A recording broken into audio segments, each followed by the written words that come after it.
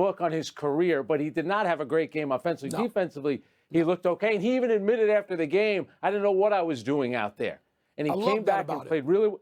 Exactly. And we know how it works. It's Friday night. The game's being hyped. It's sold out there at the Thomas and Mack Center. The last time they sold out a game was probably Zion's game, 4 years ago, his first summer league game. It was. But, you talk to coaches. I spoke to Nick Nurse a day after the game. He was actually impressed with Victor Wembanyama's first game. He thought his vision was good, the passing. He moves. He has an understanding of the game. But let's face it, Mike, he needs to bulk up just a little bit. I mean, he's nimble. I get it, but he also looked like you could break him in two. My goodness, it does look like that, and I worry about it because there were some 6'3" guys going right through him on the way to the basket in the first game.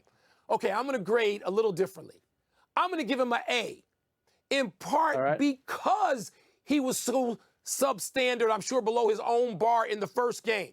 Because he played so poorly on offense in the first game. And by the way, the kid can pass it. And the 5 block shots he blocked the second pick in the draft, Miller, he blocked his three-pointer. And it was unbelievable that. So because he had a bad game, we can call it a bad game. It doesn't mean we want to kill him or get rid of him or don't want to have him on our teams. He had a bad game. And he came back and had a terrific game. And because he did that, and because of the way he can critique himself, and not take himself too seriously, but seems to hold himself to a standard, what I've seen so far is I love the kid. You want to see how they bounce back from a bad game. We just saw it. Good for him. Yeah. Let's take a break. Coming up, Vlad Jr. won the home run derby, but was his performance the most impressive of the night? And Reds rookie Eli De La Cruz has been doing such amazing things on the field. Should he be playing in tonight's All-Star game? How about it? Yeah. Absolutely. Let's get to some By good the way, news. a lot of people were saying, where's Michael Wilbon? Then I explained to them, you are watching Spooky basketball. They all understood. Spooky They all Nook, understood. Pennsylvania. They were happy for him. Watching other basketball.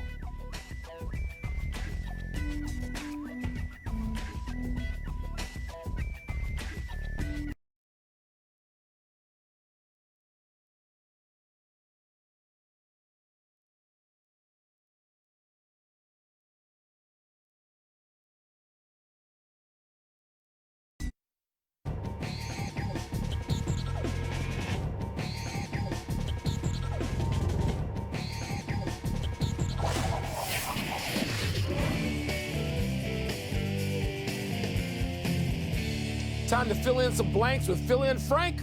Let's get the first one from the producer over the loudspeaker. The most impressive player in the home run derby was blank. All right, we know Vlad won the home run derby, Frank, but I'm going to say J-Rod in front of the hometown fans in Seattle, hitting 41 home runs in that one round, and basically getting rid of Pete Alonso, which for those of us who hate the Mets, that's a great thing. And he also saved Ken Griffey to be the only, speaking of more Mariners, to be the only guy to win 3, straight home run derby contests. I thought all that, to do that in front of the home fans was great. Made him the star of the night.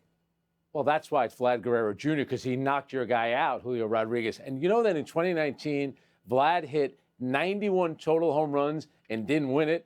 He wanted to win it this year, 16 years after his dad won it, but his dad used to go with bare hands. Vlad's going with the batting gloves when he hits. But it was Vlad Guerrero Jr. See how happy he was when he won it? Pretty cool for the father and the son to both win it 16 years apart. It is, and I thought that the fielders had done that, and they didn't, even though they each hit 50, and nobody else has done that, father-son. But very cool for Vlad and for his dad, who must be happy for him. Yep. What's next? An all-star game without Eli De La Cruz is blank. Okay, Frank, he hasn't played that many games yet. I mean, I don't even know if he's played 40 games yet. 30. But Eli De La Cruz, between the stolen bases, and I know the stolen bases going second, third home, and you're not paying attention, and you let him steal home like that. I mean, that's in the category. That's in Jackie Robinson territory. It's the only person you want to put. But it's the catch he made in the same series against the Brewers, against the Cheeseheads. I was so happy to see it. That's Willie Mays written on that catch. He goes into short left field over the shoulder basket catch. Are you kidding me? One of the great catches of all time. And so the word is less exciting. The All-Star Game's less exciting without Eli De La Cruz. Yeah.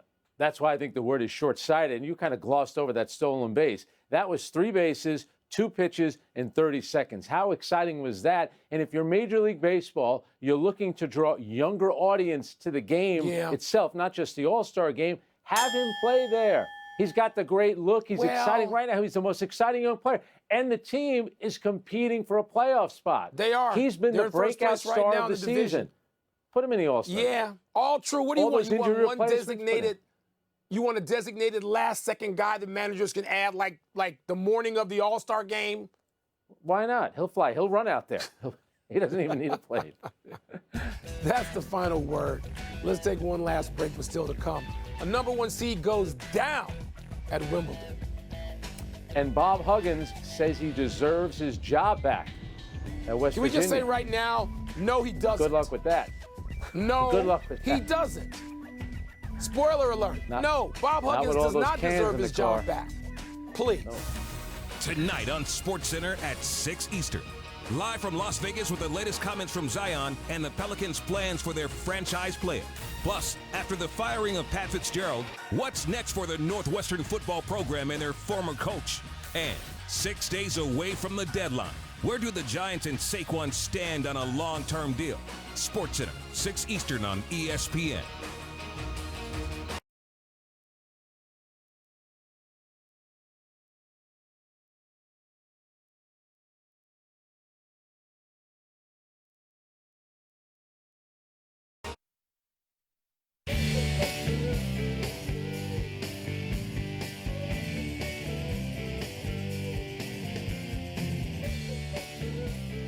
It's happy time, people. Happy 57th birthday, Rod Strickland. Rod came to national fame as an All-American point guard for the DePaul Blue Demons, leading them to 3 straight tournament berths and 2 Sweet 16s. He was selected 19th overall in the first round by the New York Knicks, the first of 9 different NBA franchises he played for in 17 seasons, with career averages of 13 points and 7 dimes a game, which doesn't speak to his flair. After playing, he worked in administrative roles with Coach Cal at Memphis and Kentucky before becoming an assistant in South Florida, and now is head coach at Long Island University. Should make Kornheiser happy. He loves Rod like I do. And he's coaching his sons, too. I always give Rod a hard time. How does a guy from Harry Truman High School in the Bronx, New York, end up at DePaul? Was that NIL money back in the 80s, Mike? How exactly did that work? What are you suggesting? By the way, we liked having his teammate in high school was Kyrie Irving's dad, Dredrick. And he's Kyrie Irving's godfather. One of my all-time favorite players, Rod Strickland. Hot Rod, baby. Happy anniversary, Bo Jackson.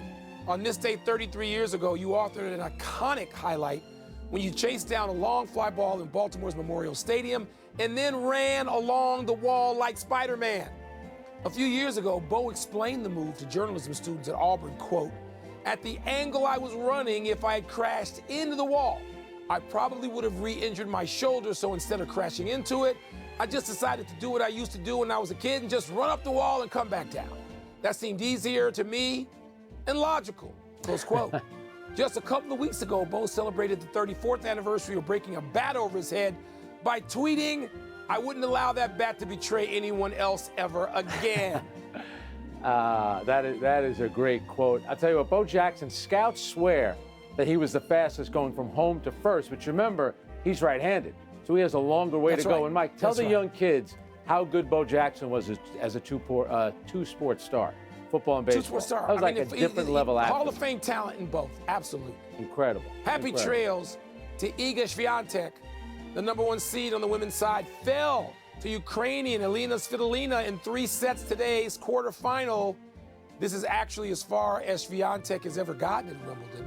She's won 3 French Opens and a U.S. Open. 4th-seeded Jessica Pegula is also out, losing in 3 to Czech Marketa Vondrousova, One very notable result from the men's side, 27-year-old American Christopher Eubanks upsetting 5th-seeded Stefanos Tsitsipas in 5 sets to make the quarters, where he will now face 3rd-seed Daniel Medvedev. Big match tomorrow, Frank. Yeah, and Eubanks is from Georgia Tech. His fellow Americans are calling him the toothpick. How about Svitolina, who gave birth in October and had a great win the other day against Azarenka. What a win that was today against the #1 seed. Great job by her. All right, no errors today, so we're going to run to the big finish. Bob Huggins said he never submitted a resignation and should still be employed by West Virginia. Your thoughts? This sounds like a way to get money out of West Virginia, does it not, Mike? It kind of sounds like that. Yeah. Adam Silver, who was in Las Vegas, he said that Vegas and Seattle would be under consideration if the league decides to expand. You like those choices? Logical. You got to go to Vegas, and Seattle never should have been without a franchise. Never. Never. Good PGA Tour COO Ron Price told Congress that the level of Saudi funding in a merger would be north of $1 billion. Frank, your thoughts? Oh, so that's why they did it. They did it for the money. I couldn't figure that out. Tyson Fury has agreed to box former MMA heavyweight champ Francis Ngannou. Are you intrigued? Ngannou's a tough dude. That's a one-round fight. Tyson Fury will hit him once, somewhere right around here, and he's done. Last one, MLB All-Star Game tonight. Who you got? Dusty Baker said he put out a good lineup. I like the American League. We're out of time. Okay. Thanks for watching. I'm Frank Isola. I want to see if Elena Deladonna is going to play for the Mystics against the Storm tonight, so I got to click it. I'm Mike Wilbon. Same time tomorrow, Knuckleheads. You can get PTI's podcast on the ESPN app or Apple Podcast. And now, here's SportsCenter. PTI.